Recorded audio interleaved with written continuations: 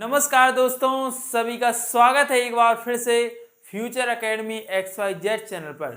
दोस्तों, आज के सेशन में हम लोग सदस्यों के योग नियम पर आधारित कुछ क्वेश्चन सॉल्व करेंगे। पिछले सेशन में हम लोगों ने जाना था सदस्यों का योग नियम और उसमें देखे थे दो नियमों के बारे में, समांतर चतुर्भुज नियम और दूसरा त्रिभुज नियम। आपको बता दें कि मैंने कुछ शायद गलती कर दी थी वहाँ पर कि आपका दो से अधिक सदस्यों के लिए समांतर चतुर्भुज का नियम लागू होता है, लेकिन ऐसा नहीं होता है। उसके लिए बहुभुज का नियम अलग से आता है। बहुभुज का नियम कुछ नहीं है, सिर्फ साधारण सा एक चीज़ होती है। चलिए मैं आपको थोड़ा सा समझा देता हूँ। तो आप सभी लोग पहले बता दें क्या वीडियो ऑडियो सभी लोगों को क्लियर है, फिर हम लोग अपने इस वीडियो को आगे कंटिन्यू करते हैं। चलिए, आई होप सभी चीज़ें क्लियर होंगी। तो आपको बता दें कि जो मैंने नियम बता दिया था वहाँ पर कि दो से अधिक सदस्यों के लिए भी समांतर चतुर्भुज का नियम कार्य करता है, तो ऐसा नहीं है। सिर्फ दो सदस्यों के लिए क्या करता है, समांतर चतुर्भुज नियम और त्रिभुज नियम दोनों क्या करता है, सिर्फ दो सदस्यों के लिए होता है, दो वेक्टर के लिए। लेकिन आपको अगर ज़्यादा दो से अधिक वेक्टर हों तो उसके लिए बहुभुज का नियम कार्य करता है। क्या करता है? बहुभुज का नियम, पॉलिनोमियल, क्या कहते हैं इसको, पॉलीगोनल बहुभुज का नियम कुछ इस प्रकार होता है। समझ लीजिए आपके पास कितने सदस्य हों, ए एक सदस्य हो, बी दूसरा, सी तीसरा सदस्य और डी चौथा सदस्य। तो इस प्रकार के आपके चार सदस्य हों, तो आप किस प्रकार से उसे सॉल्व करेंगे, किस प्रकार से आप उसका परिणामी या रिजल्टेंट निकालेंगे। तो आपको बता दें, जब एक से अधिक सदस्य हों यानी दो से अधिक सदस्य हों तो वहाँ पर हम लोग क्या करेंगे, तो वहाँ पे हम लोग भैया क्या करेंगे, एक कोई भी एक पॉइंट मान लेंगे। क्या मान लेंगे? कोई पॉइंट आपका मान लीजिए ओ, आपका मन है तो आप ओ मान लीजिए। क्या है? ओ मान लीजिए आप कोई भी पॉइंट है। अब यहाँ से आपका जो पहला सदस्य है उसके लिए आप एक रेखा खींच लीजिए, एक सदस्य खींच लीजिएगा। ठीक है, तो यहाँ पर हमने वेक्टर ए रख दिया है। अब इसी प्रकार हम लोग क्या करते थे, जिस प्रकार हम लोगों ने त्रिभुज नियम में देखा था कि हम क्या करते हैं कि आपका दूसरे वाले वेक्टर का जो पुच्छ होती है, जो आपका क्या होता है पीछे वाला भाग होता है, वो हेड के यानी कि जो वेक्टर ए है उसके सिरे से जोड़ देते हैं, मतलब हेड से जोड़ देते हैं। तो हम इसी प्रकार क्या करते थे, त्रिभुज नियम इसी प्रकार सॉल्व करते थे। तो अब यहाँ पर इसका जो परिणाम ही निकलता था वो इस प्रकार आता था। देखिए, तो इस प्रकार हम लोग क्या करते थे कि इसका परिणाम ही निकाल लेते थे। तो ए और बी दो वेक्टर यहाँ पर हम ले लिए थे। अब आपको बताएं कि यहाँ पर जैसे आपको दूसरा नया वेक्टर लगाना है तो आप ऐसा यहाँ से इस प्रकार लगाइए। तो वेक्टर सी आपका क्या हो जाएगा, वेक्टर सी यहाँ पर लगा दीजिए, पुट कर दीजिए। फिर इसी प्रकार से आप ऐसे इसी क्रिया में आप बढ़ाते चलेंगे तो इस प्रकार से आपका वेक्टर डी यहाँ पर लग जाएगा। जहाँ पर जुड़ रहा है उसको कह दीजिए पी क्यू आर, इस प्रकार से आप इसको कह दीजिएगा। भुजाएं आपकी हो जाएंगी। ये सभी समझ रहे हैं इस बात को। अब इसको जो क्लोज करता है दूसरा वाला वेक्टर, इसी को हम लोग कहते हैं, इसी को हम लोग क्या कहते हैं, बहुभुज के नियम द्वारा क्या करते हैं, सदस्यों को जोड़ना, इसको पूर्ण करता है। तो बहुभुज का नियम यहीं पर समापन होता है इसका। और आप समझ जाइएगा कि यह किस पर आधारित होता है, ओनली त्रिभुज के नियम पर। तो जैसा हम लोगों ने त्रिभुज का नियम देखा था बिल्कुल सेम वैसा ही नियम है। अब यहाँ पर देखेंगे तो यहाँ से आप लोग एक खींचेंगे तो आपका क्या बन जाएगा, ओ बन गया, क्यू बन गया, आर बन गया। तो आपका एक और क्या बन गया, ए आपका बन गया एक त्रिभुज। तो इसी प्रकार आपका निकालेंगे आप, तो यहाँ पर इसका वेक्टर मिलेगा आपको। क्या मिलेगा वेक्टर, तो देखो यहाँ पर तो मिल जाएगा आर इन आर, मतलब रिजल्टेंट यानी ए प्लस बी हो जाएगा आपका वेक्टर में। और यहाँ पर कैसे करेंगे, ए प्लस बी प्लस सी, ये क्या हो जाएगा आपका रिजल्टेंट इस वाला। इस प्रकार आप आगे करेंगे तो आर बराबर क्या मिल जाएगा, a plus b plus c plus d. बस इस प्रकार से आप लोग आगे करते चलेंगे। तो ये होता है बहुभुज का नियम। दो से अधिक सदस्यों को जोड़ने के लिए हम लोग बहुभुज के नियम का पालन करते हैं। आई होप आप सभी लोगों को ये सभी चीज़ें क्लियर होंगी। इसमें कुछ नोट करने लायक तो है नहीं है। देखो, जहाँ पर थीटा जिस प्रकार दिया गया हो आप उस प्रकार से थीटा रख दीजिएगा। चलिए तो अब हम लोग इसको आगे बढ़ाते हुए अपने इसी क्रम में आगे बढ़ते हैं और हम लोग आज देखेंगे उस पे जो हमने कल देखा था कि किस थीटा का मान किस जगह आपका क्या रखने पर अधिकतम और न्यूनतम आता है। तो आपको याद होगा कि मैंने आपको बताया था कि जब कॉस थीटा यानी जब रिजल्टेंट के हम वैल्यू में रिजल्टेंट आपका सूत्र में रिजल्टेंट के फॉर्मूले में जब हम रखते हैं theta is equal to 0 degree तो क्या होता है, पॉजिटिव मान आता है। और पॉजिटिव मान जो आता है वो क्या होता है, आर मैक्स बराबर कितना होता है, सबको पता है कितना होता है भैया, तो आप बताएंगे कि ए प्लस बी होता है। ठीक है, और आर मिनिमम में रिजल्टेंट जो मिनिमम आता है वो कितना आता है, ए माइनस बी। ठीक है, मतलब घटाएंगे तो कम ही होगा तो मिनिमम मिलेगा हम लोगों को मान। अब आपको बता दें यहाँ पर कि इसी पर आधारित हम लोग आज सवाल करने वाले हैं। पहली बात तो आपको बता दें कि मिनिमम रेंज से क्या होती है, आर मैक्स होती है, मतलब इतना ही होता है। क्या होता है, मिनिमम से मैक्सिमम तक ही रेंज होती है। इस आर मिनिमम से यानी आर के न्यूनतम मान से कम मान संभव नहीं होता है और आर मैक्सिमम यानी आर के रिजल्टेंट के ज़्यादा मान से अधिक मान नहीं हो सकता है। इसका मतलब ये हुआ, इसकी रेंज होती है। रेंज कहाँ से कहाँ तक, मिनिमम से मैक्सिमम तक। मिनिमम से कम नहीं हो सकता है और मैक्सिमम से ज़्यादा नहीं हो सकता है। अब इसको हम लोग कुछ एक क्वेश्चन के द्वारा समझेंगे। तो क्वेश्चन हम लोग लेते हैं यहाँ पर, क्या आता है कि 10 न्यूटन तथा 5 न्यूटन के दो परिणामी बल कभी भी नहीं होगा। 10 न्यूटन तथा 5 न्यूटन। अब यहाँ पर हम लोग क्वेश्चन सॉल्व करेंगे कि 10 न्यूटन तथा 5 न्यूटन दो बल का परिणामी नहीं होगा, दो बल का परिणामी नहीं होगा। तो इसको आपको बताना है। ऑप्शन इसमें मैं देता हूं, तो ऑप्शन नंबर अपना पहला क्या है, ऑप्शन है 8, 15, 12, 3। 8, दूसरा ऑप्शन 15, 12 और 3, 12 और 3, बस। तो ये आपके 4 ऑप्शन हैं, तो इसमें से आपको छांट के बताना है। तो चलिए इसको अब हम लोग किस प्रकार देखेंगे, करेंगे इसको सवाल को सॉल्व, तो आपका आ जाएगा। देखो, तो मैंने आपको रेंज पहले ही बता दी है कि मिनिमम से ज़्यादा नहीं, मिनिमम से कम नहीं और मैक्सिमम से ज़्यादा नहीं, इतनी बात आपको ध्यान रखना है। अब इसका परिणामी कौन नहीं हो सकता है वो हम लोग कैसे पता चलेगा, तो पहले एक बार हम लोग आर मिनिमम यानी रिजल्टेंट मिनिमम निकालेंगे। तो मिनिमम आप सीधा रख देंगे, पूरा का पूरा फॉर्मूला नहीं रखेंगे कि a root a square plus b square plus 2ab plus cos theta, इसकी आवश्यकता नहीं है। जब आपको पता है कि आर मैक्सिमम और आर मिनिमम का पता है सब, तो क्या दिक्कत है। देखो हमने यहाँ पर गलती कर दी थोड़ी, तो यहाँ पर क्या करेंगे, आर मिनिमम क्या होता है, ए माइनस बी। तो यहाँ पर पहला क्या है 10 न्यूटन और दूसरा 5 न्यूटन, यानी 5 बचा है। कितना बचा है, 5 न्यूटन ही लिख दीजिए, कोई दिक्कत नहीं है। अब हम देखें आर मैक्सिमम, तो इसका मैक्सिमम वैल्यू क्या होती है भैया, तो आप कहेंगे ए प्लस बी। तो यहाँ पर क्या हो जाएगा 10 + 5 इज इक्वल टू हो जाएगा 15। तो अब 5 और 15 के बीच में आना है, क्या आना है, 5 और 15 के बीच में आना है। तो ऑप्शन कौन सा सही होना है इसमें भैया, बताओ आप लोग।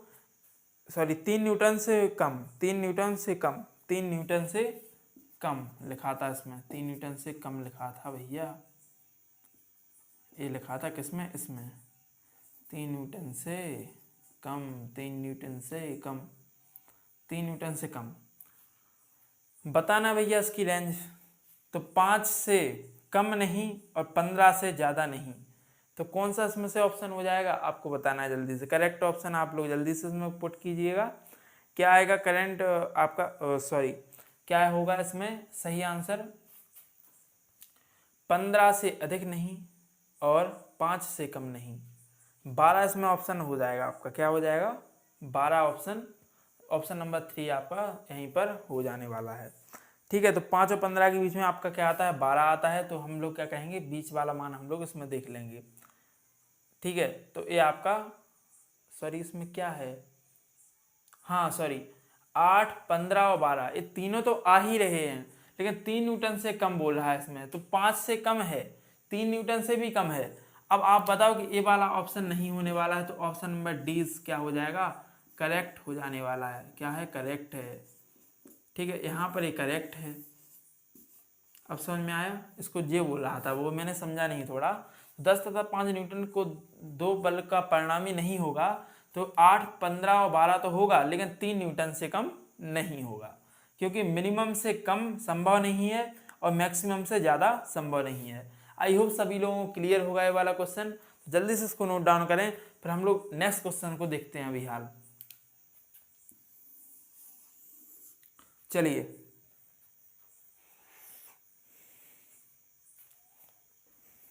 क्लियर है सभी को?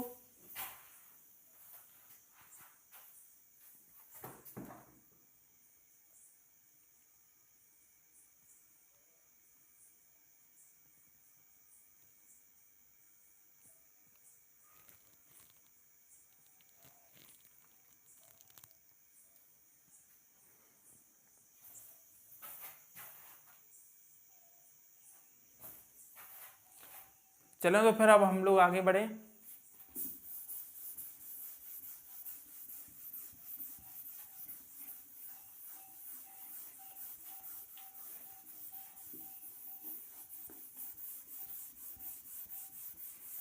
जल्दी जल्दी नोट करते चलिएगा।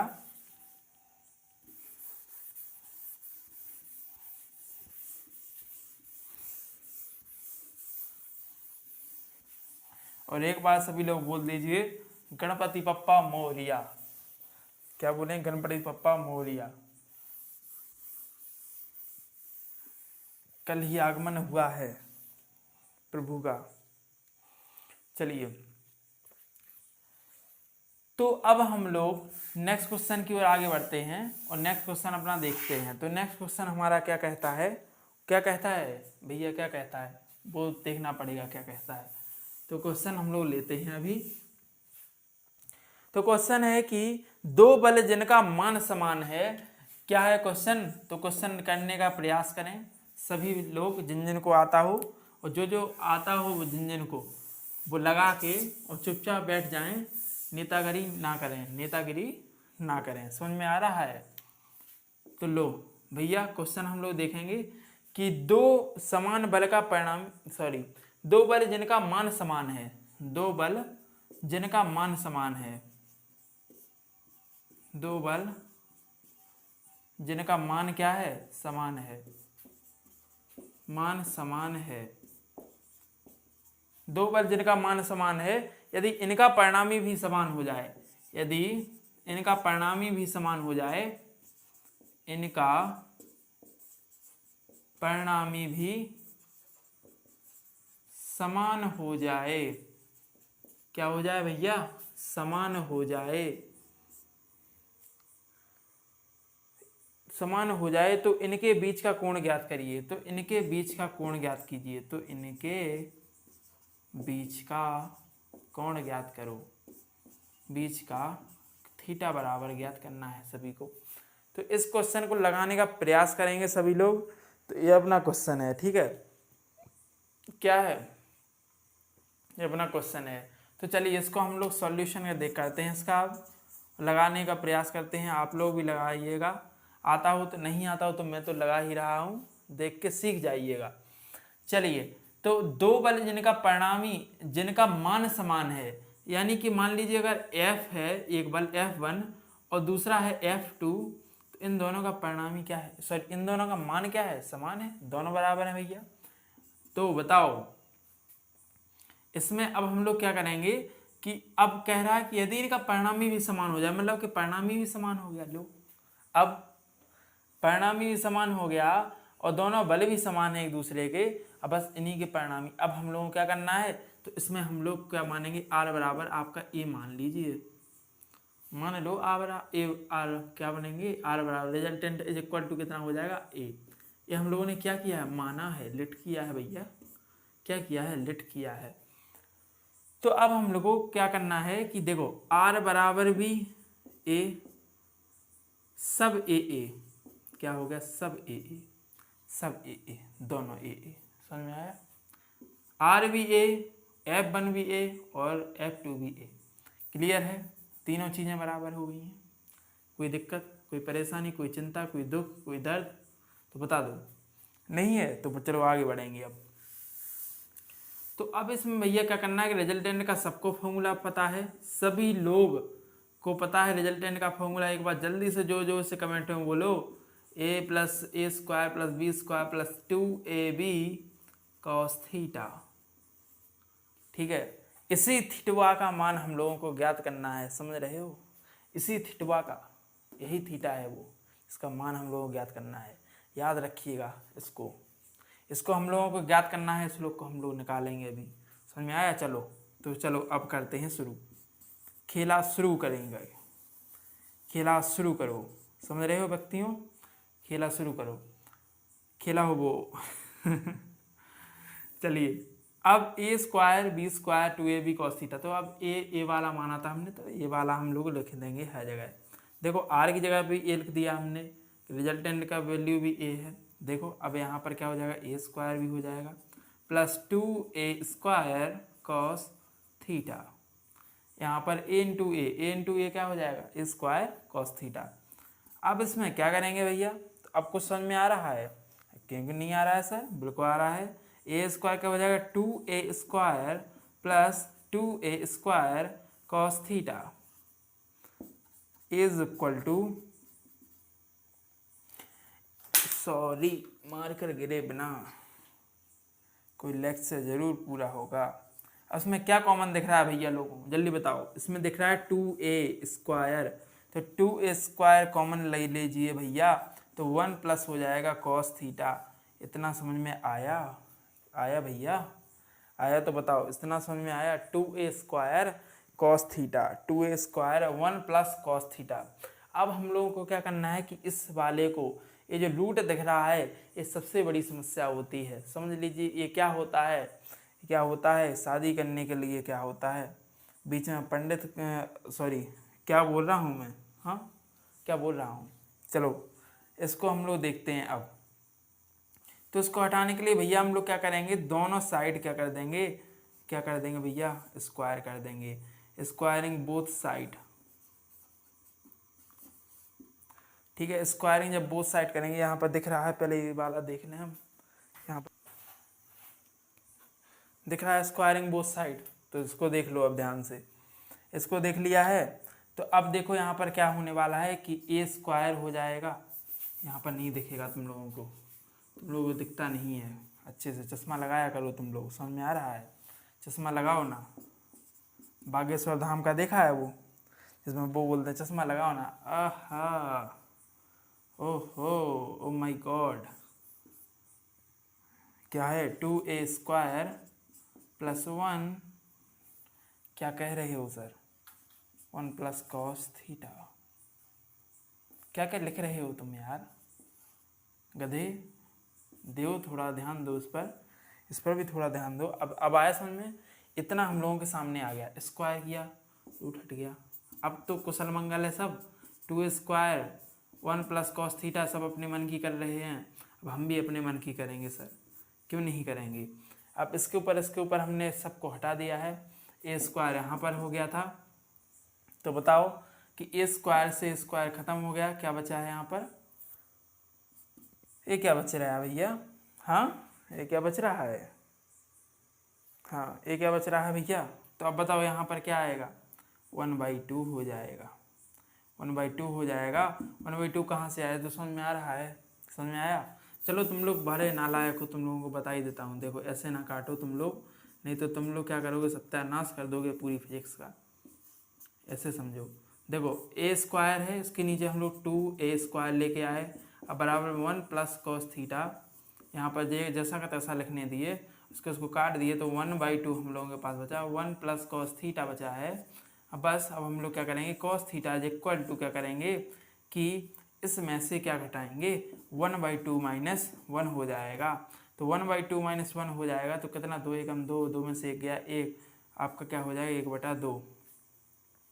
यही बच रहा है कि नहीं, देखो पहले यही बच रहा है, यही बच रहा है कि नहीं बताओ, यही बच रहा है ना, बताओ यार, कमेंट किया करो तुम लोग, हाँ कमेंट किया करो भैया, कमेंट किया करो।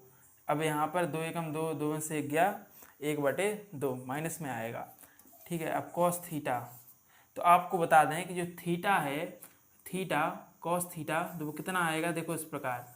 तो कॉस थीटा की वैल्यू कॉस के लिए कब -1/2 होती है, तो ये आपको पता होना चाहिए। तो मैं आपको सीधा सीधा, मुझे तो याद है तो मैं आपको बता दूंगा 120 डिग्री पर होती है, 120 डिग्री पर होती है कॉस 120 पर। तो कॉस से कॉस खत्म, थीटा इज इक्वल टू थिटवा क्या आ गया भैया 120 आ गया, थिटवा थिटवा आ गया 120। तो इसको जल्दी से नोट करो, फिर हम लोग नेक्स्ट क्वेश्चन इसके बारे में देखते हैं। जल्दी से नेक्स्ट क्वेश्चन देख के हम लोग अपना आगे बढ़ेंगे। स्क्रीनशॉट ले लीजिए करिए। जबान फिसल जाती है मेरी, जबान फिसल जाती है सर। चलो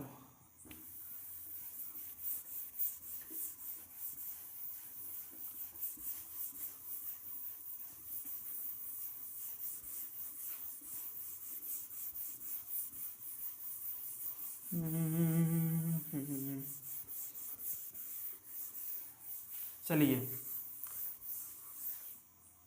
ईश्वर की कृपा से हमने एक और कर लिया है सवाल सॉल्व। अब हम लोग एक और क्वेश्चन देखेंगे, फिर अपना सेशन ख़त्म करेंगे। यहीं पर हम अपनी बाड़ी को विराम देंगे।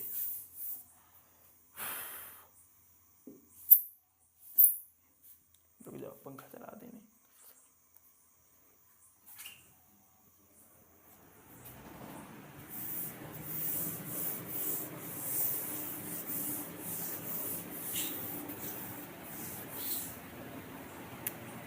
क्वेश्चन अब हम लोग दूसरा करने वाले हैं। तो क्वेश्चन दूसरा क्या है सुनिए पहले ध्यान से। तो क्वेश्चन दूसरा अपना कहता है कि दो समान बल का परिणामी, दो समान बल का परिणामी, दो समान बल का परिणामी कितना है, दोनों बलों के योग के बराबर है, दोनों बलों के योग के बराबर है, दोनों बलों के योग के बराबर है। क्या दोनों बलों के परिणामी क्या है, दोनों के बलों के योग के बराबर है। इनके बीच का थीटा ज्ञात करना है, फिर से थीटा ज्ञात करना है भैया। तो इसको हम लोगों को देखना है। तो दो बल का परिणामी दोनों बलों के योग के बराबर है। F1 + F2 यानी दो बल हो गए जिनका योग के बराबर उसका परिणामी है, रिजल्टेंट है। तो इसका हम लोगों को बताना है अब क्या, तो उसको हम लोगों को बताना है कि भैया ये दोनों बल हैं, दोनों बलों का योग किसके परिणामी योग के बराबर है। तो थीटा बताना है। तो थीटा हम लोग को कैसे याद करना है वो हम लोग देखेंगे। तो ये हम लोगों को देखना है। अब तो हम लोग कैसे देखेंगे भैया, इसको आप लोगों को देखना पड़ेगा। तो F1 और F2 दोनों को क्या मान रहे हैं हम, यहाँ पर x मान रहे हैं, x सपोज कर रहे हैं। इसको आपको देखना है। तो F1 और F2 को हमने दोनों को क्या मान लिया, एक ही मान लिया है और x मान लिया है। तो रिजल्टेंट क्या हो गया, 1 प्लस आपका क्या हो जाएगा, तो r बराबर कितना आएगा भैया, तो रिजल्टेंट बराबर, तो F1 + F2 दोनों को हम लोगों ने क्या माना था, x माना था। तो x + x is equal to क्या होगा 2x। अब कुछ बेवकूफ़ क्या कह रहे होंगे कुछ बेवकूफ़ कह रहे होंगे कि सर x² तो गुणा में होता है भैया, थोड़ा मैथ लगाया करो भाई, ऐसे नहीं चलेगा, ऐसे कैसे चलेगा बताओ। रिजल्टेंट सीधा निकालेंगे भैया, ज़्यादा बकवास ना करते हुए, a² + b² + 2ab cos theta करेंगे और यहाँ पर थीटा की वैल्यू हम लोग निकालेंगे। तो भैया r is equal to, r की जगह सीधा रखो ना, 2x रखेंगे भैया, 2x रख दिया। अब हम लोग देखेंगे a² की जगह क्या लिखेंगे, तो x² हो जाएगा, प्लस यहाँ पर भी x² हो जाएगा, प्लस 2 × x × x और cos थीटा। ठीक है। अब यहाँ पर क्या हो जाएगा 2x² + 2x² और cos थीटा। अब 2x साथ में तो चलिए अच्छी तरह से। अब 2x² कॉमन ले लीजिए यहीं से, तो 1 + cos थीटा। बस यहीं पर अब क्या बचेगा, अब क्या करेंगे, स्क्वायरिंग कर दो both side. Squaring both side, मतलब दोनों साइड हम लोग क्या करेंगे, वर्ग करने पर। तो यहाँ पर क्या हो जाएगा 4x² बराबर, अब इतना तो तुम लोगों को कैलकुलेशन आना चाहिए, समझ में आ रहा है तुमको, थोड़ा कैलकुलेशन करो, अच्छा समझ में आ जाएगा। तो यहाँ पर ये स्क्वायर से ये हट जाएगा, तो क्या बचेगा 2x² और ब्रैकेट में 1 प्लस कॉस थीटा। क्लियर। अब यहाँ पर देखेंगे 4x² है बटे में 2x² ले जाइए और 1 प्लस कॉस थीटा को वहीं पर रखा रहने दीजिए, वहीं पर रखा रहने दीजिए, यहीं पर रखने दो। ठीक है, x² से x खत्म, 2 दूनी 4, 2 बचे हैं, 1 प्लस कॉस थीटा। तो cos theta is equal to क्या आया 2 - 1, 2 - 1 cos theta is equal to 1 आया है। तो कॉस की कौन सी वैल्यू जो थीटा के बराबर 1 में होती है, तो कॉस 0 है वो वैल्यू, तो यहाँ पर थीटा इज इक्वल टू क्या हो जाएगा 0 डिग्री। बताओ क्लियर है सभी को, क्या हो जाएगा theta is equal to 0 degree. Theta क्या आ गया भैया 0 डिग्री आ गया। इतनी बातें क्लियर हैं, समझ में आ रहा है पूरी चीज़ें, समझ में आ रहा हो तो उसको नोट कर लेना। लो दूर हट जाता हूँ थोड़ा, नहीं तुम लोग कहोगे स्क्रीनशॉट तक नहीं लेने दिया सर ने। पहले देख लें एक बार, दिख तो रहा था।